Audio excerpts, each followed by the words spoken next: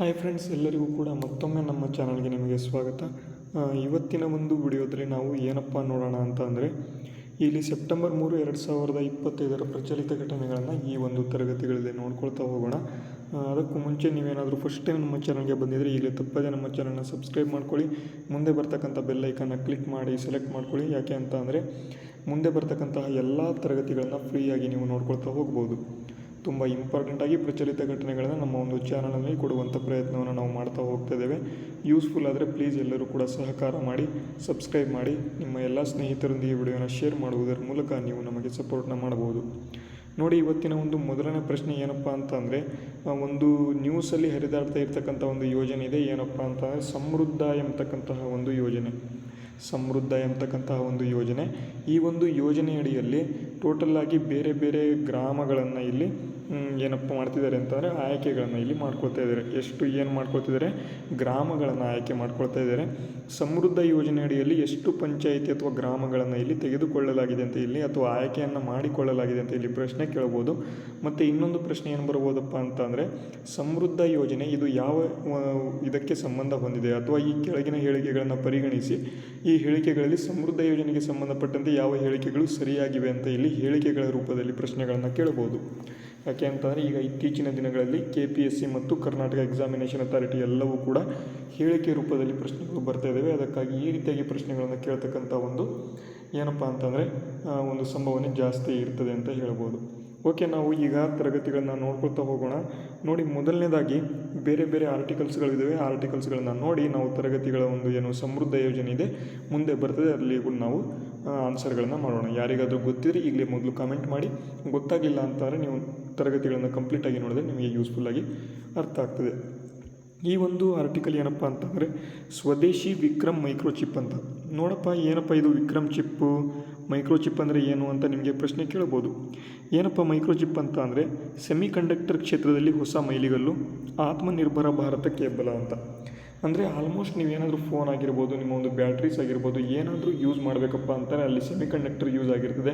ಲ್ಯಾಪ್ಟಾಪ್ನಲ್ಲೂ ಕೂಡ ಆಗಿರ್ತದೆ, ಫೋನಲ್ಲೂ ಕೂಡ ಆಗಿರ್ತದೆ. ಎಲ್ಲ ಕಡೆ ಇಲ್ಲಿ ಸೆಮಿಕಂಡಕ್ಟರ್ ಬೇಕು. ಅದರಲ್ಲಿ ಏನಪ್ಪ ಬಳಸ್ತಾರೆ ಅಂತಂದರೆ ಮೈಕ್ರೋಚಿಪ್ಪನ್ನು ಬಳಸ್ತಾರೆ. ಆ ಒಂದು ಮೈಕ್ರೋಚಿಪ್ನ ಒಂದು ಹೊಸ ಮೈಲಿಗಲ್ಲು ಬಂದಿದೆ. ಏನಪ್ಪ ಅಂತಂದರೆ ವಿಕ್ರಮ್ ಮೈಕ್ರೋ ಪ್ರೊಸೆಸರನ್ನು ಪ್ರಧಾನಿಗೆ ಹಸ್ತಾಂತರ ಮಾಡಿರ್ತಕ್ಕಂಥ ಒಂದು IT ಸಚಿವ ಅಶ್ವಿನಿ ವೈಷ್ಣವ್ ಅವರು. ಏನಪ್ಪ ಸಾಧನೆ ಇದು? ಮೈಕ್ರೋಚಿಪ್ ಏನಪ್ಪ ಮಾಡಿದ್ದಾರೆ ಅಂತ ಅಂದರೆ, ಇಲ್ಲಿ ವಿಕ್ರಮ್ 3201 ಎಂಬತಕ್ಕಂಥ ಈ ಒಂದು ಮೈಕ್ರೋ ಪ್ರೊಸೆಸರ್ ಏನಿದೆ ಇದು 32 ಬಿಟ್ ಡೇಟಾವನ್ನು ಒಂದೇ ಸಮಯದಲ್ಲಿ ಸಂಸ್ಕರಿಸಬಲ್ತಕ್ಕಂಥ ಒಂದು ಕಸ್ಟಮ್ ಇನ್ಸ್ಟ್ರಕ್ಷನ್ ಸೆಟ್ ಆರ್ಕಿಟೆಕ್ಚರನ್ನು ಇದು ಹೊಂದಿರತಕ್ಕಂಥದ್ದು. ವಿವಿಧ ಆದೇಶಗಳನ್ನು ಅರ್ಥ ಮಾಡಿಕೊಂಡು ಚಾಲನೆಗೊಳಿಸಬಲ್ಲದು. ಜೊತೆಗೆ ಇದು ಅತ್ಯಂತ ವಿಶ್ವಾಸಾರ್ಹ ಆಗಿರ್ತಕ್ಕಂಥದ್ದು. ಉಪಗ್ರಹಗಳು, ವೈಮಾನಿಕ ಸಂಚಾರ ನಿಯಂತ್ರಣಗಳು, ವ್ಯವಸ್ಥೆಗಳು ಮತ್ತು ಉಡಾವಣಾ ವಾಹನಗಳಲ್ಲಿ ಇದನ್ನು ವ್ಯಾಪಕವಾಗಿ ಬಳಕೆ ಮಾಡಬಹುದು. ಇದರ ಕಠಿಣ ಪರಿಸ್ಥಿತಿಗಳಿಗಾಗಿ ವಿನ್ಯಾಸಗೊಳಿಸಲಾಗಿರ್ತಕ್ಕಂಥದ್ದು. ಇದು -55 ಡಿಗ್ರಿಯಿಂದ 125 ಡಿಗ್ರಿ ಸೆಲ್ಸಿಯಸ್ ವರೆಗಿನ ಒಂದು ತಾಪಮಾನ ಇಲ್ಲಿ ತಡೆದುಕೊಳ್ಳಬಹುದು ಅಂತ ಇಲ್ಲಿ ಕೊಟ್ಟಿದ್ದಾರೆ. ನಿಮಗೆ ಹೇಳಿಕೆ ರೂಪದಲ್ಲಿ ಇದನ್ನೇ ಕೊಡೋದು. ಈ ಒಂದು ಮೈಕ್ರೋಚಿಪ್ ಇಲ್ಲಿ ಈ ಒಂದು ಏನು ವಿಕ್ರಮ್ 3201 ಎಂಬತಕ್ಕಂಥ ಒಂದು ಮೈಕ್ರೋಚಿಪ್ ಏನಿದೆ ಇದು 55 ಡಿಗ್ರಿಯಿಂದ 125 ಡಿಗ್ರಿ ಸೆಲ್ಸಿಯಸ್ ವರೆಗಿನ ಒಂದು ತಾಪಮಾನವನ್ನು ಇಲ್ಲಿ ತಡೆದುಕೊಳ್ಳುತ್ತದೆ ಅಂತ ಇಲ್ಲಿ ಹೇಳಿಕೆಯನ್ನು ಕೊಟ್ಬಿಡ್ತಾರೆ. ಇದು ಸರಿನಾ ಇಲ್ಲ ತಪ್ಪ ಅಂತ ಇಲ್ಲಿ ಕೇಳಿಬಿಡ್ತಾರೆ. ಅದಕ್ಕಾಗಿ ನೆನ್ಪಿಟ್ಕೊಳ್ಳಿ. ನೆಕ್ಸ್ಟ್ ಇನ್ನೊಂದು ಈ ಕಡೆ ನೋಡಿ, ಮೈಕ್ರೋ ಪ್ರೊಸೆಸರ್ಗಳು ಡಿಜಿಟಲ್ ಡೈಮಂಡ್ಸ್.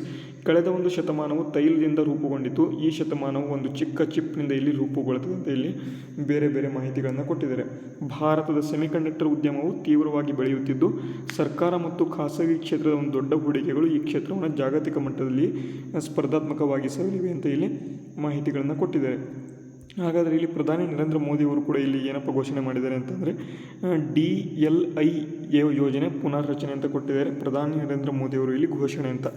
ಈ ಒಂದು ಮೈಕ್ರೋಚಿಪ್ ಏನಿದೆ ನಮ್ಮ ಒಂದು ಭಾರತದ ಪ್ರಥಮ ಮೈಕ್ರೋಚಿಪ್ ಆಗಿರ್ತಕ್ಕಂಥದ್ದು. ಯಾವುದಪ್ಪ ಮೈಕ್ರೋಚಿಪ್ ಅಂತ ಅಂದರೆ ಇಲ್ಲಿ ಕಾಣ್ತಾ ಇದೆ ವಿಕ್ರಮ್ 3201 ಎಂಬತಕ್ಕಂಥ ಒಂದು ಮೈಕ್ರೋ ಪ್ರೊಸೆಸರ್ ಅಂತ. ಇದು ಮೈಕ್ರೋಚಿಪ್ ಆಗಿರ್ತಕ್ಕಂಥದ್ದು. ಓಕೆ, ಮೈಕ್ರೋಚಿಪ್ ಬಗ್ಗೆ ಸಂಪೂರ್ಣವಾಗಿ ಮಾಹಿತಿ ಗೊತ್ತಾಯಿತು ಅಂತ ಅಂದ್ಕೊಂಡಿದ್ದೇನೆ. ಇನ್ನೂ ಏನಾದರೂ ನೀವು ಈ ಒಂದು ಆರ್ಟಿಕಲ್ನ ಕಂಪ್ಲೀಟಾಗಿ ಓದಬೇಕಪ್ಪ ಅಂತ ಅಂದರೆ ನೀವು ನಮ್ಮ ಒಂದು ಟೆಲಿಗ್ರಾಮನ್ನು ಜಾಯ್ನ್ ಆಗಿ ಡಿಸ್ಕ್ರಿಪ್ಷನಲ್ಲಿ ಲಿಂಕ್ನ ಕೊಟ್ಟಿದ್ದೇನೆ. ಅಲ್ಲಿಂದ ನೀವು ಈ ಒಂದು ಆರ್ಟಿಕಲ್ಗಳನ್ನು ಪಡೆದುಕೊಳ್ಳಬಹುದು. ಓಕೆ, ನೆಕ್ಸ್ಟು ಎರಡನೇ ಒಂದು ಆರ್ಟಿಕಲ್ ಏನಪ್ಪ ಅಂತಂದರೆ ಸಮೃದ್ಧ ಯೋಜನೆ ಅಂತಕ್ಕಂಥದ್ದು. ಈಗಾಗಲೇ ಹೇಳಿದೆ, ಸಮೃದ್ಧ ಯೋಜನೆ ಅಡಿಯಲ್ಲಿ ಟೋಟಲಾಗಿ ಬೇರೆ ಬೇರೆ ಗ್ರಾಮಗಳನ್ನು ಇಲ್ಲಿ ಸೆಲೆಕ್ಟ್ ಮಾಡ್ಕೊಳ್ತಾ ಇದ್ದಾರೆ. ಆ ಒಂದು ಯೋಜನೆ ಅಡಿಯಲ್ಲಿ ಈ ಒಂದು 205 ಗ್ರಾಮ ಪಂಚಾಯತಿಗಳು ಇಲ್ಲಿ ಆಯ್ಕೆ ಮಾಡ್ಕೊಂಡಿದ್ದಾರೆ ಅಂತ. ಏನಪ್ಪ ಈ ಒಂದು ಸಮೃದ್ಧ ಯೋಜನೆ ಅಂತ ಅಂದರೆ, ಸಮೃದ್ಧ ಯೋಜನೆ ಅಡಿಯಲ್ಲಿ ಏನೇನು ಮಾಡ್ತೀವಿ ನಾವು ಅಂತ ನೋಡೋದಾದರೆ, ಆಪ್ಟಿಕಲ್ ಫೈಬರ್ ಕೇಬಲ್ ಬಳಸಿ ಡಿಜಿಟಲ್ ಸೇವೆಗಳು ಮತ್ತು ಆರ್ಥಿಕ ಅವಕಾಶಗಳನ್ನು ಗ್ರಾಮೀಣ ಪ್ರದೇಶಗಳಿಗೆ ತಲುಪಿಸಲು ದೂರಸಂಪರ್ಕ ಆಧಾರಿತ ಸಮೃದ್ಧ ಗ್ರಾಮ ಪಂಚಾಯತಿ ಎಂಬತಕ್ಕಂಥ ಒಂದು ಯೋಜನೆಯನ್ನು ಇಲ್ಲಿ ಜಾರಿ ಮಾಡ್ತಾ ಇದ್ದು, ಇದಕ್ಕಾಗಿ 205 ಗ್ರಾಮ ಪಂಚಾಯತಿಗಳನ್ನು ಈಗ ಆಯ್ಕೆಗಳನ್ನು ಇಲ್ಲಿ ಮಾಡಲಾಗಿದೆ ಅಂತ ಇಲ್ಲಿ ಗ್ರಾಮೀಣಾಭಿವೃದ್ಧಿ ಮತ್ತು ಈ ಒಂದು ಇಲಾಖೆಯ ಒಂದು ಸಚಿವ ಪ್ರಿಯಾಂಕ್ ಖರ್ಗೆ ಇಲ್ಲಿ ತಿಳಿಸಿದ್ದಾರೆ. ಈ ಒಂದು ಡಿಜಿಟಲ್ ಆಕ್ಸೆಸ್ ಸಮಿತಿಗಳು ಏನಪ್ಪ ಯೂಸ್ ಮಾಡ್ತವೆ ಅಂತಂದರೆ, ಡೈರೆಕ್ಟಾಗಿ ನಿಮಗೆ ಆನ್ಲೈನ್ ಮುಖಾಂತರ ನಿಮಗೆ ಮಾಹಿತಿಗಳನ್ನು ಕೊಡ್ತವೆ.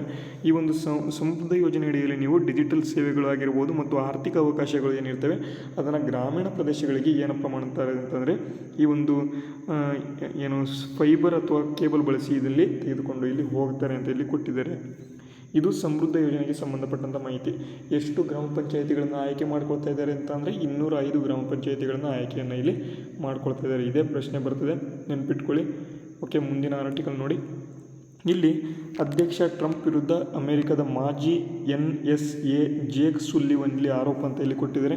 ಪಾಕ್ ಜೊತೆಗೆ ಇಲ್ಲಿ ವ್ಯವಹಾರಕ್ಕಾಗಿ ಭಾರತದ ನಂಟು ಕಡಿತ ಅಂತ. ಅಂದರೆ ಏನಪ್ಪ ಅಂತಂದರೆ, ಈಗ ಇತ್ತೀಚೆಗೆ ನಿಮಗೆ ಗೊತ್ತಾಗ್ತದೆ, ನಿನ್ನೆ ಒಂದು ಅಥವಾ ಸೆಪ್ಟೆಂಬರ್ 2ರ ಒಂದು ಕರೆಂಟ್ ಅಫೇರ್ಸ್ನಲ್ಲಿ ನಾನು ಈಗಾಗಲೇ ಹೇಳಿದ್ದೆ.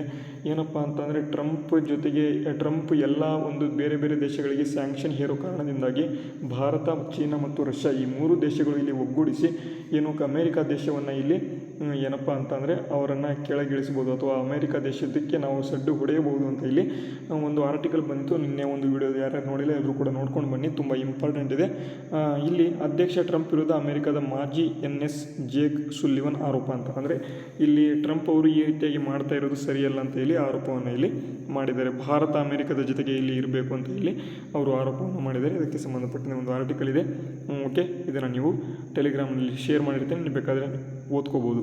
ನೆಕ್ಸ್ಟು ಮುಂದಿನ ಆರ್ಟಿಕಲ್ ನೋಡ್ಬೋದು. ಇಂದು ನಾಳೆ ಮಹತ್ವದ GST ಕೌನ್ಸಿಲ್ ಸಭೆ. ನೋಡಿ, ತುಂಬ ಇಂಪಾರ್ಟೆಂಟು. GST ಕೌನ್ಸಿಲ್ ಅಥವಾ GST ಕೌನ್ಸಿಲಲ್ಲಿ ಟೋಟಲಾಗಿ ಎಷ್ಟು ಜನ ಇದ್ದಾರೆ ಅಂತ ಇಲ್ಲಿ ಪ್ರಶ್ನೆ ಕೇಳ್ಬೋದು. ಟೋಟಲಾಗಿ ಎಷ್ಟು ಜನ ಇದ್ದಾರೆ ಅಂತಂದರೆ, GST ಕೌನ್ಸಿಲ್ನಲ್ಲಿ 33 ಜನರು ಇಲ್ಲಿ ಇರ್ತಾರೆ. ಅದರೊಳಗೆ ಫೈನಾನ್ಸ್ ಮಿನಿಸ್ಟರ್ ಹೆಡ್ ಆಗಿರ್ತಾರೆ. 28 ರಾಜ್ಯಗಳ ಒಂದು ಫೈನಾನ್ಸ್ ಮಿನಿಸ್ಟರ್ಸ್ ಇರ್ತಾರೆ. ಅದರ ಒಂದು 28 ಜನರು ಪ್ಲಸ್ ಇನ್ನು ಯಾರಪ್ಪ ಇರ್ತಾರೆ ಅಂತಂದ್ರೆ ಒಬ್ಬರು ಫೈನಾನ್ಸ್ ಮಿನಿಸ್ಟರ್ ಇರ್ತಾರೆ. ಮತ್ತು ಇನ್ನು 29 ಆದರೂ 30, 31, 32 ಟೋಟಲಾಗಿ 2 ಇಲ್ಲಿ ಡೆಪ್ಯೂಟಿ ಫೈನಾನ್ಸ್ ಅಥವಾ ಈ ಒಂದು ಡೆಪ್ಯೂಟಿ ಫೈನಾನ್ಸ್ ಮಿನಿಸ್ಟರ್ನ ಒಂದು ಅಡಿಯಲ್ಲಿ ಕೆಲಸ ಮಾಡ್ತಾ ಇರ್ತಕ್ಕಂಥ ಒಂದು ಡೆಪ್ಯೂಟಿ ಫೈನಾನ್ಸಿಯರ್ಸ್ಗಳು ಇಲ್ಲಿ 2 ಅಥವಾ 3 ಜನ ಇಲ್ಲಿ ಇರ್ತಾರೆ. ಇದಕ್ಕೆ ಸಂಬಂಧಪಟ್ಟಂತೆ ಮಾಹಿತಿ. GST ಕೌನ್ಸಿಲ್ ಎಷ್ಟು ಜನ ಇರ್ತಾರೆ ಅಂತಂದರೆ ಟೋಟಲಾಗಿ 33 ಜನ ಇಲ್ಲಿ ಇರ್ತಾರೆ.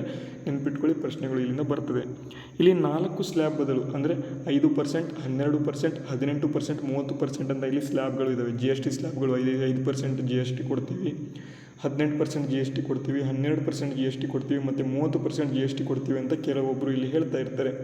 ಈ ಒಂದು ಸ್ಲ್ಯಾಬ್ಗಳು ಏನಿದ್ದಾವೆ ಇದನ್ನು 2 ಸ್ಲ್ಯಾಬನ್ನು ಮಾಡಬೇಕು ಅಂತ. ಅಂದರೆ 5% ಮತ್ತು 18% ಇವೆರಡೇ ಇರಬೇಕು. ಇಷ್ಟು ಮಾಡೋಣ ಅಂತ ಇಲ್ಲಿ ಮಾಹಿತಿಗಳನ್ನು ಕೊಡ್ತಾ ಇದ್ದಾರೆ. ಈ ಒಂದು ಎಲೆಕ್ಟ್ರಿಕ್ ವೆಹಿಕಲ್ಗಳಿಗೆ 5% ತೆರಿಗೆ ನಿರೀಕ್ಷೆ ಇರ್ಬೋದು. 4ರ ಬದಲು 2 ಸ್ಲ್ಯಾಬ್ಗೆ ಇಲ್ಲಿ ಒಪ್ಪಿಗೆ ಸಾಧ್ಯತೆ ಅಂತ. ಅಂದರೆ ಇನ್ನೂ ಕೂಡ ಬಿಲ್ ಇಲ್ಲಿ ಪ್ರಸ್ತಾವನೆ ಮಾಡ್ತಾ ಇದ್ದಾರೆ.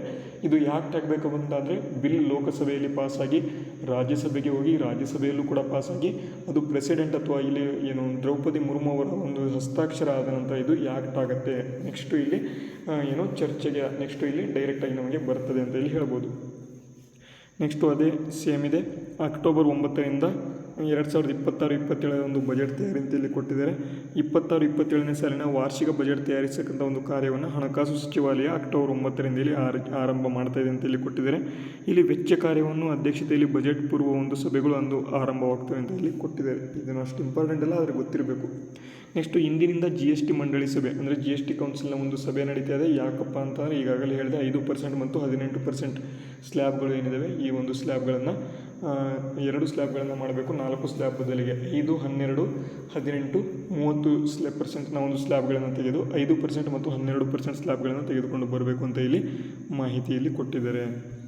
ಓಕೆ, ನೆಕ್ಸ್ಟ್ ಕೊನೆಯದಾಗಿ ಅಂತಾರಾಷ್ಟ್ರೀಯ T20 ಸ್ಟಾರ್ಕ್ ನಿವೃತ್ತಿ ಅಂತ ಕೊಟ್ಟಿದ್ದಾರೆ. T20 ಒಂದು ಏನು ಕ್ರಿಕೆಟಿಗೆ ಏನಿದ್ದಾರೆ ಇವರು ಸ್ಟಾರ್ಕ್ ಎಂಬತಕ್ಕಂಥವ್ರು, ಇವರು ಅಂತಾರಾಷ್ಟ್ರೀಯ ಕ್ರಿಕೆಟ್ಗೆ ನಿವೃತ್ತಿ ಹೊಂದಿದ್ದಾರೆ. ಈ ಒಂದು ಸ್ಟಾರ್ಕ್ ಎಂಬತಕ್ಕಂಥವ್ರು ಆಸ್ಟ್ರೇಲಿಯಾ ಕ್ರಿಕೆಟ್ ತಂಡದ ಒಂದು ಏನು ಪರಿಣಾಮಕಾರಿ ವೇಗಿ ಮಿಚೆಲ್ ಸ್ಟಾರ್ಕ್ ಅಂತಾರಾಷ್ಟ್ರೀಯ T20 ಕ್ರಿಕೆಟ್ ಮಾದರಿಗೆ ಇಲ್ಲಿ ಮಂಗಳವಾರ ಇಲ್ಲಿ ನಿವೃತ್ತಿಯಲ್ಲಿ ಘೋಷಣೆ ಮಾಡಿದ್ದಾರೆ ಅಂತೇಳಿ ಮಾಹಿತಿಗಳನ್ನು ಕೊಡಲಾಗಿದೆ. ಓಕೆ, ಇವಾಗಿದ್ದು ಇವತ್ತಿನ ಒಂದು ತರಗತಿಗಳು ಮತ್ತು ಕರೆಂಟ್ ಅಫೇರ್ಸ್. ಈ ಒಂದು ತರಗತಿ ಯೂಸ್ಫುಲ್ ಆಗಿದ್ದರೆ ವಿಡಿಯೋಗೆ ಲೈಕ್ ಮಾಡಿ, ಶೇರ್ ಮಾಡಿ, ಸಬ್ಸ್ಕ್ರೈಬ್ ಮಾಡಿ. ಮುಂದಿನ ವಿಡಿಯೋದಲ್ಲಿ ಸಿಗೋಣ. ಅಲ್ಲಿವರೆಗೂ ಜೈ ಹಿಂದ್, ವಂದೇ ಮಾತರಂ.